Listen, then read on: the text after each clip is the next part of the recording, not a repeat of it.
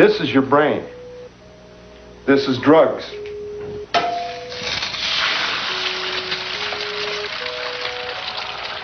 This is your brain on drugs. Look, I don't want to tell you how to live your life, but I am telling you that you don't have to do something you don't want to just to keep your friends happy.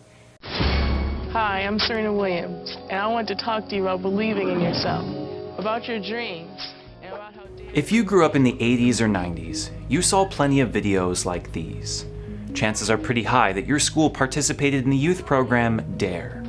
During that time, we were shown what would happen to us if we did drugs, given the statistics of health risks, heard testimonials from former drug addicts. For years, the prevailing idea amongst educators and law enforcement was that kids could be scared out of doing drugs. They were wrong. Study after study has shown that DARE was an epic failure. Despite millions of dollars being poured into it, despite the best intentions, graduates of the program were actually found to be more likely to take drugs than those who didn't take the program. That is unfortunate, to say the least. But it's also not entirely surprising either. If you think about how we've gone about the issue of deterring people from doing drugs, our approach has been far too narrow and, frankly, far too selfish. Think about how the messaging goes. If you do drugs, then this will happen to you. It's a personal decision. It has individual consequences. If you're an individual that's concerned about your health and well-being, if you had the consciousness to think about your life in the long term, it'd probably work. I was someone, personally, who always thought about my life 10 years down the road, who was happy with the way my life was, and so neither had interest nor need to experiment with it. But what if you don't think about the future? What if you're not happy right now and are looking for just a fix today? If the worst thing that could happen is that your life will be made miserable, that's not a particularly strong deterrent to someone whose life is already miserable. It's a risk that some were willing to take. I'm not hurting anyone else, right? It's my life, my body. If I ruin it, what does it matter to anyone else? And that right there is the fundamental flaw. The flaw with the way that we talk to people, not just about drugs, but about all social issues. When most people talk about the morality of pornography, for instance, they focus entirely on the consumer.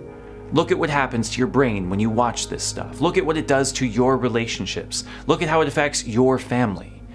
And all of this is true, but it fails to tell the larger story, that consumers drive a demand for pornographic content, encouraging abuse, extortion, rape, forced abortions, and even sex trafficking. In the public discourse regarding infectious diseases, the focus for so many has been on the dangers to the individual person. When weighing the merits of things like quarantine, mask use, and vaccines, many place the burden on the individual. If I'm willing to take the risk, then let me. It's my body. Except it's more than that. Air is a shared resource. Infected people have the ability to hurt others along with themselves, continue to allow strains of the disease to mutate, potentially making certain vaccines ineffective. Your choices affect us. It's the same with money and personal wealth. So much attention is given to protecting individual property rights, defending them at all costs. But amassing inordinate amounts of money or wastefully squandering it doesn't just hurt the owner.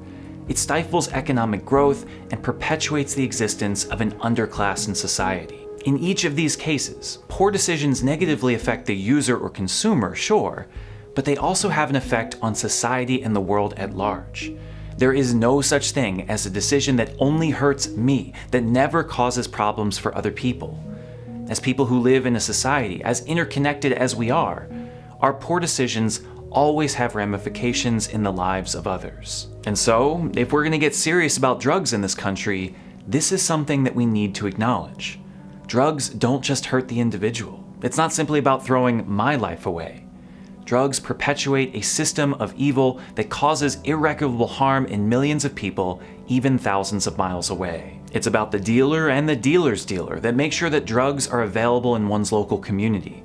More use means more young men and women called on, sometimes against their will, sometimes trapped in the business, risking serious charges and throwing away their lives. An individual user might not get a jail sentence for the little that they use, but a dealer certainly would. Are you willing to carry that on your conscience, that someone, probably many people, went to jail so that you could get what you wanted? We know, of course, that the drug business isn't a friendly one, and so one has to wonder who is willing to take such a risk and what they're willing to do to keep it solvent.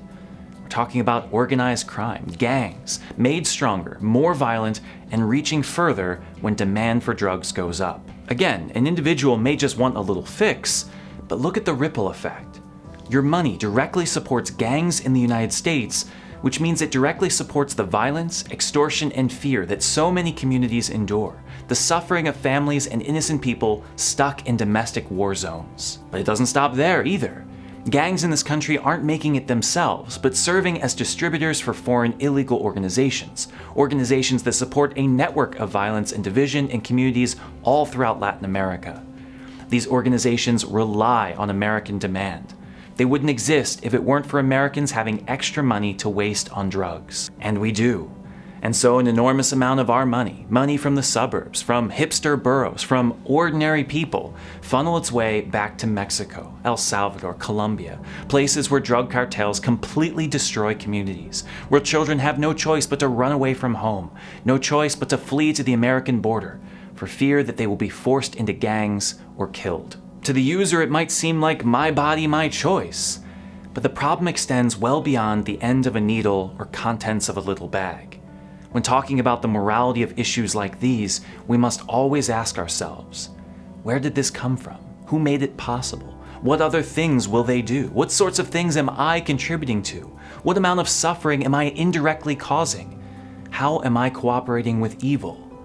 Is it worth it? I know it's a bit of a cliche and you've probably heard it enough, but it needs to be said again. It's not about you. Really, nothing is. Whoever you are, whatever you're thinking about doing, whatever decisions you're wrestling with, it's never just about you. What you decide to do in every walk of life will always have an effect on others. Because we live and act in a social world, the consequences of our actions will be social as well. October is National Substance Abuse Prevention Month, a time when we focus our attention on the destructive power that drugs have in our world. I'd like to suggest that this year, as we draw our attention to the other pandemic in our country, we begin to talk about it a bit more holistically. That we not be so narrow in focus, only concerned with the individual effects of drugs. I wonder if instead of giving people biology lessons, instead of showing statistics about overdoses, instead of fantastic images of brains being fried like an egg, we talked about the social problems caused by drugs. If that might touch people in a different way. I wonder if we showed people documentaries about gang violence, if testimonials were shared by immigrants who fled their homes as children, as innocent bystanders, if connections were made between ordinary drug use and illegal weapons trafficking, if people might think a little differently about using themselves. In other words, I wonder if we stopped talking entirely about me and started talking about us, if that would have a greater effect than what we're doing now.